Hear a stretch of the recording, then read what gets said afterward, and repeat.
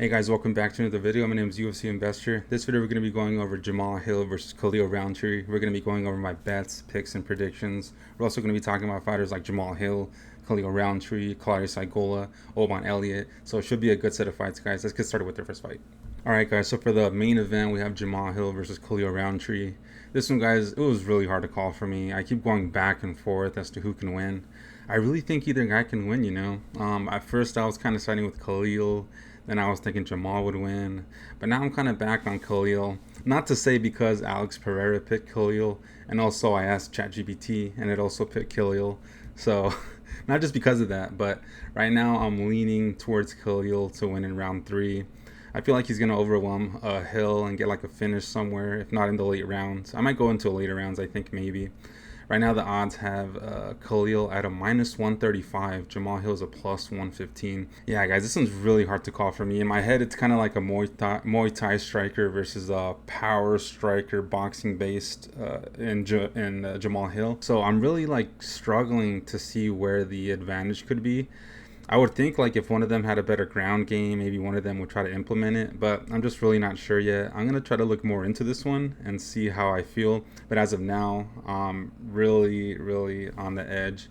And I'm picking Khalil still for now, but don't be surprised if I change my pick later. And I hate to say that because I usually say I won't change my picks, but yeah, this one's really hard to pick.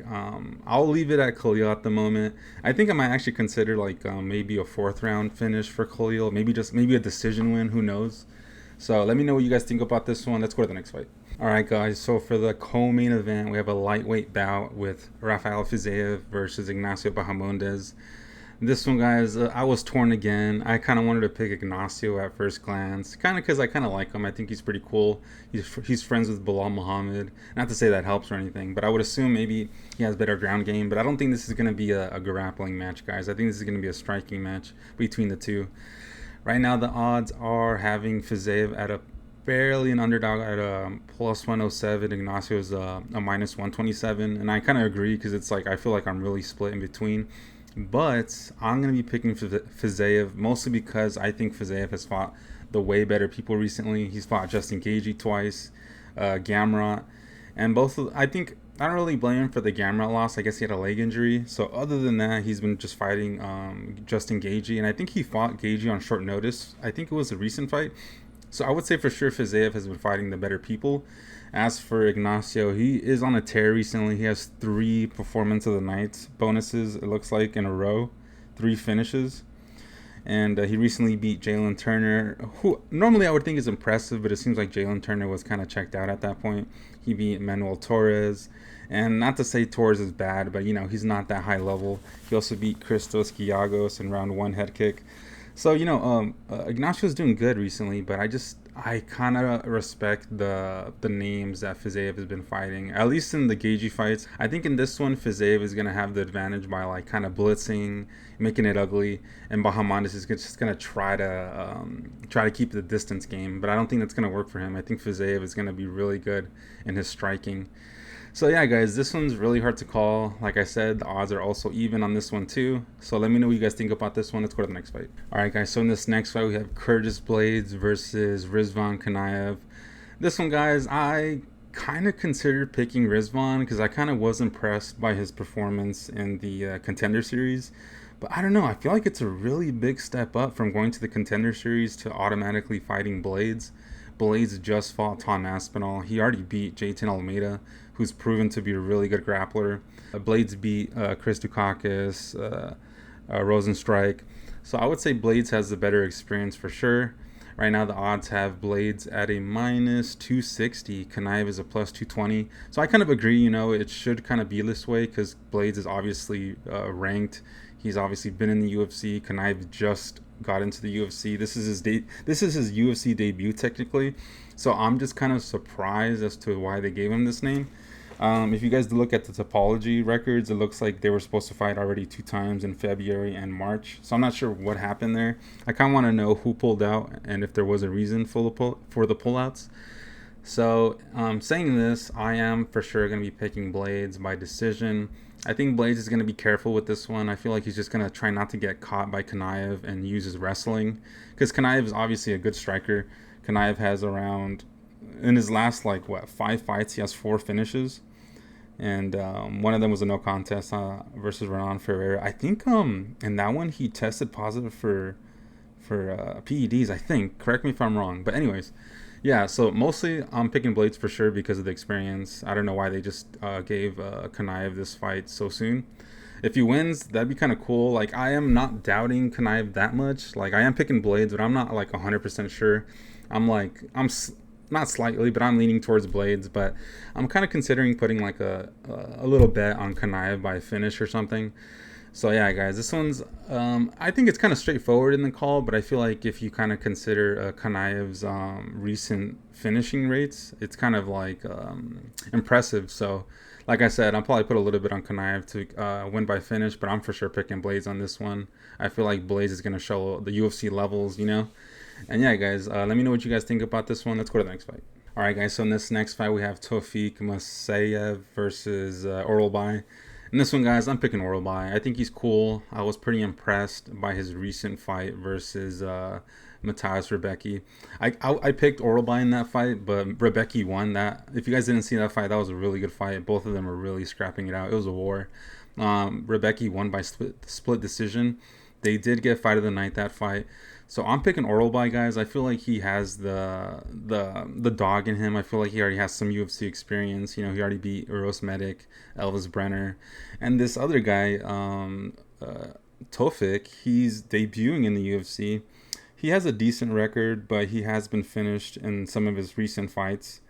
So I kind of, not to say I'm like curious as to why they matched them up, but I don't really know much about Tufik. I'm gonna for sure take a look at how he fights, but just from the experience, I feel like Orolbai should get the win here. Right now, the odds have Orolbai to -175. Tofik is a +150. So I'm gonna re-review this one, but I just like the Orolbai pick. I feel like that fight versus Rebecki was really a really good fight, and I feel like I guess it taught him a lot in terms of like what he can do, like what he can fix. And as long as Orolbai is like healed up and he got better from that fight, then man, I think he's gonna be a really good fighter, and I think he's gonna be able to beat Tofik, who's just stepping into the UFC. And I hate to like bag on these guys that are coming into the UFC and not like have high expectations for them, but I don't know. I think Orolbai is a really good fighter. I think he almost won that fight versus Rebecki. It was a split decision. So yeah, guys, I think Orolbai should be able to take this one away at least by a decision, hopefully a finish. So let me know what you guys think about this one. Let's go to the next fight. All right, guys, so in this next fight, we have Nazim Sadikov versus Nicholas Mota. This one, guys, I think it's pretty straightforward. Once I saw the fight, I was like, all right, I'm picking Nazim. And obviously, I think a lot of people are right now. Nazim is a -440. Mota's a +340. So it seems like a lot of people agree that Nazim is going to win here. I'm picking him by finishing round 2. And that's because Nazim and all of his UFC fights, he's gone and finished. And that's actually, no, I'm sorry. He got a draw versus Borshev, Vashislav. I kind of forgot that fight. I forgot that happened, actually. So in this one, I think Sadikov could get another finish. It seems like he has, other than that decision draw, I think he has a 100% finishing rate. And Mota, on the other hand, he's 3-2 in the UFC, and not to discount him just because of the record he has in the UFC, but I don't know. I'm not too impressed. He beat Mahashate, Tom Nolan. He lost to Manuel Torres and Jim Miller. So I think Nazim is gonna be, not to say a problem, but I like the way he fights. I feel like he's always going for a finish, and he's also a part of Ray Longo's team. I'm pretty sure. Where Aljo's from in New York, I think, or Long Island. I think, I'm not too sure. So yeah, guys, I like Sadikov in this one. I'm pretty sure he's gonna get a finish if he wins. It seems like he really tries to get that finish, and he's always going for it. So this one should be an exciting fight, guys. Let's go to the next fight. All right, guys. So in this next fight, we have Mohamed Neymar versus Bogdan Grad. And this one, guys, I think it might be a little tricky with this one, honestly, because like at first glance, you would think, and I think Neymar should win, and I am picking him by decision win, but Bogdan Grad is pretty decent. Right now, the odds have Bogdan at a +205. Neymar is a -240. So it seems like people are for sure leaning on the Neymar side, and I agree with it. But I don't know, guys. I feel like Bogdan Grad could, surprise us. I'm still picking Neymar, obviously, but yeah, Neymar, he should be able to get the win here. He has more wins in the UFC, and not just because of that. He has decent finishes in the UFC. Left hook versus Jamie Malarkey, finishing him in round 2. Eric Silva looks like he got a leg injury, so that doesn't really count. He beat Nathaniel Wood. He beat Khan Offley. The only thing that kind of worries me is the Felipe Lima fight. I feel like Felipe Lima is decent, who beat Naimov. And I feel like Naimov, under the pressure, like if it turns into a dogfight, I think Bogdan can win it. So yeah, guys, I'm for sure leaning Naimov, but now looking back at it, I feel like Bogdangrad could get a finish. I don't think I'm gonna switch the pick to Bogdangrad. I have like an inkling of feeling of wanting to, but I don't know. I'm not too convinced yet. But at the same time, I guess I'm trying to say is that we shouldn't undervalue Bogdangrad. I'm for sure gonna bet on Bogdan to win by like a finish or something, because in his last 4 fights, he's had 3 finishes. One in round two, a two in round two, one in round one, and then he got a split decision win over Michael Aswell in his Contender Series fight.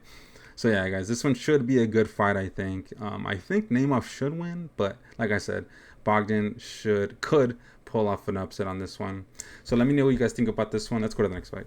All right, guys. So in this next fight, we have Seok Kyung Ko versus Oban Elliott. This one, guys, I'm pretty confident Oban Elliott should win, and I think everyone kind of agrees with this one. The odds do have him at a minus 550. Ko is a plus 400. So I think everyone's going to agree that Oban's going to win here. I feel like he has like some aura already, some hype, in other words, and he's actually been proving that he's decent. Oban Elliott recently finished Basil Hafez in round 3 in his last fight in November of last year. He beat Preston Parsons. He beat Val Woodburn. And as for Ko, he just got his win in the Contender Series.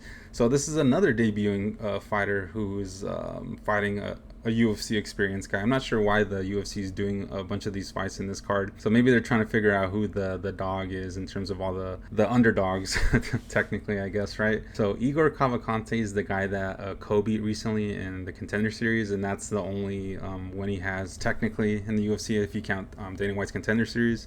So yeah, guys, I think Oban Elliott should get the finish in round 1.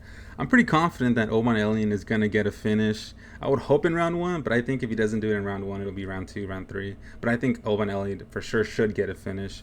If you look at Ko's record, not recently, but 3 years ago in 2021, he got finished in round 1 versus some guy named Han Sul Kim. So yeah, guys, not to say just because of that, he's going to get finished again in round 1. But I think it's possible, especially from the Welsh gangster of Oban Elliott. So yeah, guys, I think this one should be a good fight. Hopefully, Oban Elliott lives up to the hype. So let's go to the next fight. All right, guys, so in this next fight, we have Ismail Nurdiev versus Jung Young Park, or Iron Turtle, as some people know him. This one, guys, I think everyone's picking Iron Turtle on this one. Well, not everyone. It seems like he's only a minus 185, and Ismail is a plus 160. So that kind of surprises me, honestly, because I'm picking Park by round 2 submission. And it surprises me because Ismail Nurdiev has only had one fight in the UFC, and it was versus Bruno Silva, who, not to say he sucks, but like he's not been doing good recently. But yeah, it kind of surprises me. Like if you look at Ismail's last 4 fights, he's lost to Vadim Kutsi, who lost in the Contender Series by round 1. Kutsi starts off really strong, and he gasses out like he did in his Contender Series fight.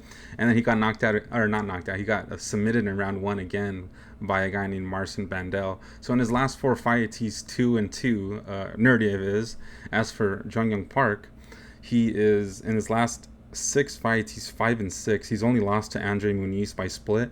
And he recently beat Brad Tavares by split decision in October of last year. And Brad Tavares is good. If you guys saw, I forgot who Brad Tavares fought, but I remember he did good. So I'm not undervaluing Park at all. I think Park is good for him to do all that. And he already has 3 rear naked chokes recently versus Albert Duraev, Dennis Tilulin, Joseph Holmes. You know, not the biggest names, but still. I feel like Park could get another submission in this one. Obviously, Nurdiev has been submitted before in the last 3 years in 2022. So yeah, guys, I'm kind of surprised at the odds. Not to say Park should be like a minus 400 or something, you know. I guess better for me because I'm really convinced, or I'm really liking the Park pick. I'm kind of surprised the odds are this way. But it does seem like the money is coming in on Park, so I would expect this to get closer to minus 200 for sure by the time fight night. So yeah, guys, let me know what you guys think about this one. I'm picking Park by round 2 submission. And yeah, guys, comment below what you guys think about this one. I'm pretty sure Park should win. This is so far one of my more confident bets or picks. So yeah, guys, let's go to the next fight. All right, guys. So in this next fight, we have Daria Zelendzakova versus Melissa Mullins. And this one, guys, I'm picking Melissa Mullins. I think a lot of people are probably picking her. I think she might get a finish in this one, guys. I feel like Daria is just not that good on the ground at all, and Mullins is probably going to be able to take it to the ground, I think. Right now, the odds have Mullins at a minus 275. Daria is a plus 235. Daria is mostly like a striker, boxing based. I think she trains at the gym of some famous boxer. I forgot. I don't know his name, but I think she's like mostly boxing based. Mullins is kind of like a grappler, and I think in this one Mullins is going to be able to take it to the ground and finish Daria. So I'm kind of surprised. Not to say the odds should be and more in the side of Mullins, but yeah, I'm really liking the Mullins pick on this one. I feel like it's just because I'm just not high on Daria. I don't think Daria's that good. I'm not impressed by her performances recently. I follow her on Instagram, and I don't know. I'm just not convinced as to how good she could be or is. Recently, Daria lost to Ailin Perez. She got choked out in round one. Daria did beat Montserrat Rendon, which I'm not impressed by. And then before that, she had some wins outside of the UFC. She already lost to Melissa Mullins outside of the UFC. So this is the second time they're going to fight. So I think Melissa Mullins is going to be able to pull it off again and finish her, this time in round 2. So yeah, guys, let me know what you guys think about this one. Let's go to the next fight. All right, guys, so in this next fight, we have Irina Alekseeva versus Claudia Saigola. This one, guys, I kind of considered picking Saigola at first because, I don't know, maybe I was just looking at her record and looking like, oh, she's not that bad. But I don't know. I think Irina should be the better fighter here.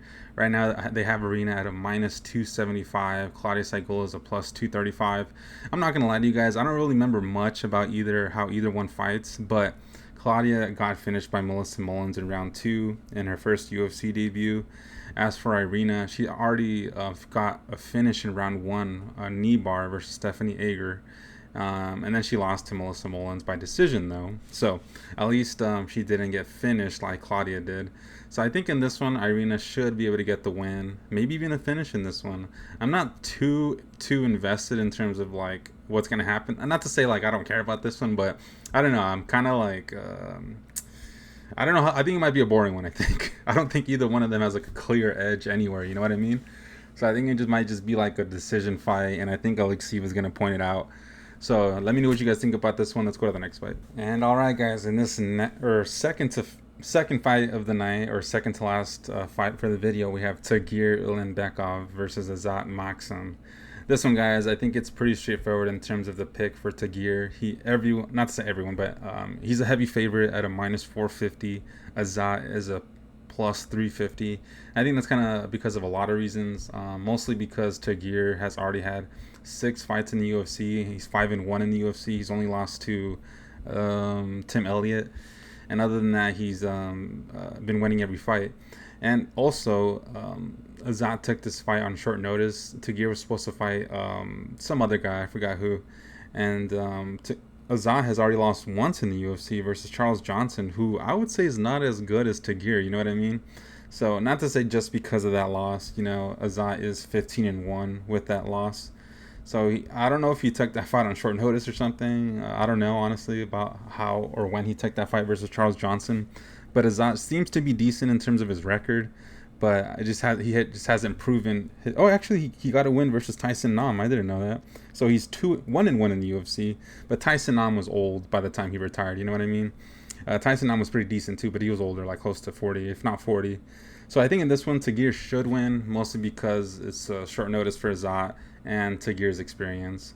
So let me know what you guys think about this one. Let's go to the next fight. All right, guys. So for the last fight of the video, or for the first fight of the night this coming Saturday, we have Hamdi Abdelwahab versus Mohammed Usman.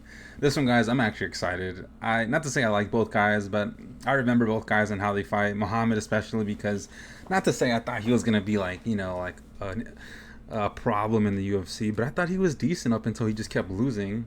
So I say it kind of sadly because I picked Usman in the last 2 fights. No, I don't remember if I picked Usman versus Parkin, but he lost to McParkin, and he also lost to Thomas Peterson, where I picked Usman to win. But I remember in that fight specifically, Usman was just not doing anything. Like he wasn't. like he was surviving and not getting caught as much versus Thomas Peterson, but he wasn't like out striking Peterson. He wasn't trying to get points over Peterson. He was just trying to like stay safe, you know. Like it never seemed like he took a risk to try to beat Peterson. And Hamdi, on the other hand, if I remember correctly, he's pretty aggressive in terms of the way he fights. He recently beat Jamal Pogues. It looks like he lost a fight in a grappling match versus Puya Rahmani, and then he got his fight over Dontel Mays overturned. I'm pretty sure because he got caught using PEDs. So that's what worries me a little bit, because Mo is probably clean. Maybe, I don't know. Honestly, sometimes I'm wondering if like these guys, if everyone does it and then they get tested when they're like kind of off cycle. I don't know how that shit works, or that stuff works.